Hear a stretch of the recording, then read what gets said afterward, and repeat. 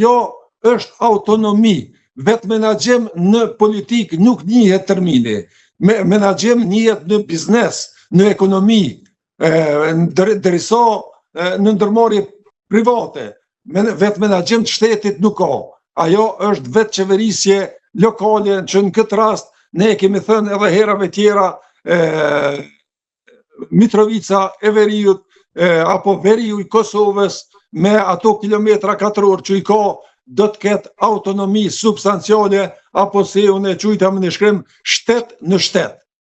Shtet në shtet që Serbia lidhje, ajo thuhet, do të ketë lidhje me Beogradin dhe Prishtinën, por megjithatë lidhjet me Beogradin do të jenë shumë më të forta se sa me Prishtinën, dhe kjo vetëm sa nuk thuhet që ajo pjesë e vendit në një farë mënyrë do ta merr një autonomi substanciale edhe do të vetë qeveriset pa ndikim fare nga Republika Kosovës, përveç fondeve edhe buxhetit që do t'i ndahet nga pjesa tjetër e vendit. Nga gjitha kjo, profesor, me atë që kuptova është që ju po thoni që de facto Kurti e ka ndarë pjesën e Veriut tani?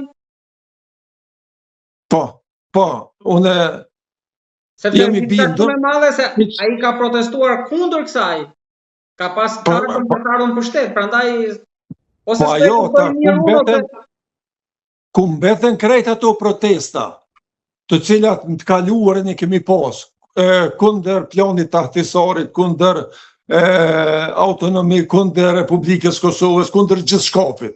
Dhe tash, nga na erdhi ky transformim, ka që madh politikë zotit Kurti. A për dinaj që i ka 51% votave që ju kanë dhënë për ndryshim, e jo për me kriju shtet brenda shtetit. Ky është shtet brenda shtetit. Po si e ka justifikuar Kurti këtë? Qeveria ka ndonjë reagim? Po ai vazhdimisht maskohet, ai vazhdimisht vend maska edhe për çudi mashtron.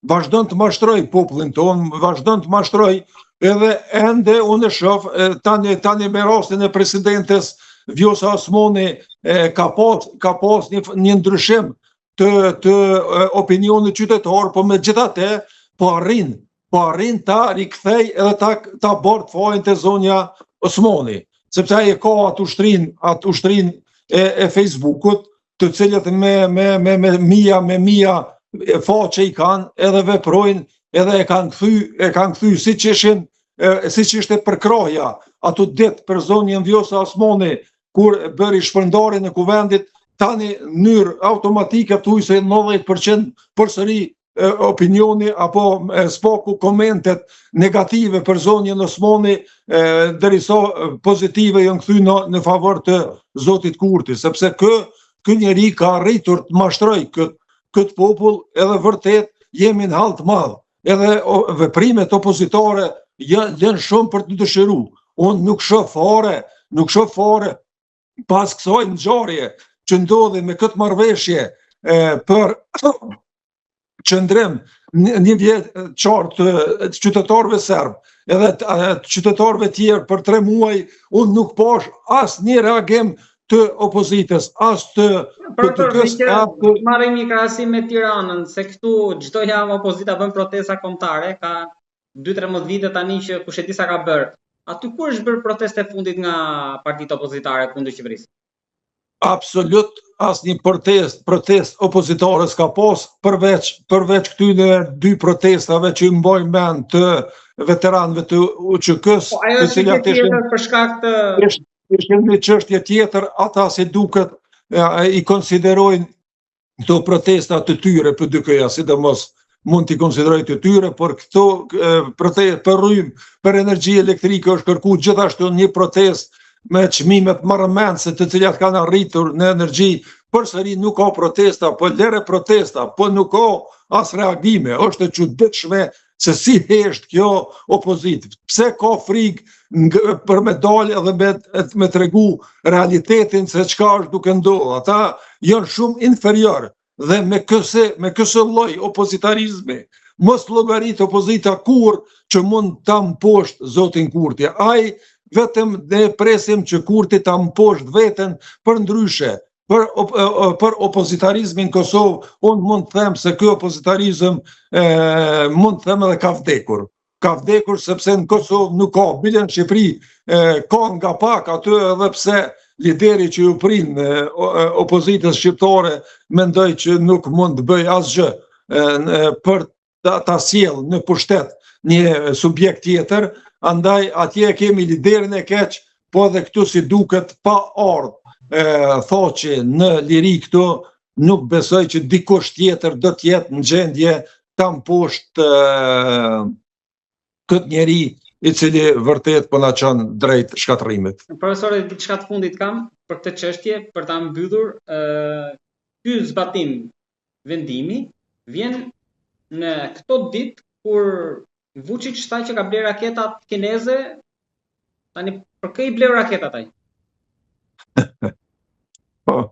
Vučić një marrëveshje që ishte Kroaci, Shqipëri, Kosovë, ushtarake, se sigurisht marrëveshja më tepër ka pas karakter mbrojtës, jo në asnjë formë, sepse këto tri ushtrit nuk kanë karakter sulmues, derisa Kroacia, Shqipëria janë NATO, Kosova e ka NATO-n këtu, domethënë ato raketa ballistike të furnizuara prej 60% prej Kinës, e një pjesë e konsideruara 25% prej Rusisë, sigurisht që janë kërcënim në radhë parë për Kosovën, më pak për Shqipërinë, por nuk do të thotë që edhe për Kroacinë nuk janë rrezik. Domthonë Serbia asnjëherë nuk e ka ndalë dhe nuk i ndalë pretendimet e veta territoriale për kthim në Kosovë dhe me nxitshpret për ta gjetë një vakum fati. Fati është i mirë që ne e kemi KFOR-in ende këtu me më shumë se 5.000 trupa dhe unë besoj që sulmi ushtarak mbi Kosovën është sulm mbi NATO-n, sikur në Turqi që po ndodh atje që po sulmohet nga Irani dhe ajo po konsiderohet sulm mbi NATO-n, edhe te ne nëse sulmohet Kosova eventualisht nga Serbia, atëherë edhe pse unë nuk pres sepse nuk është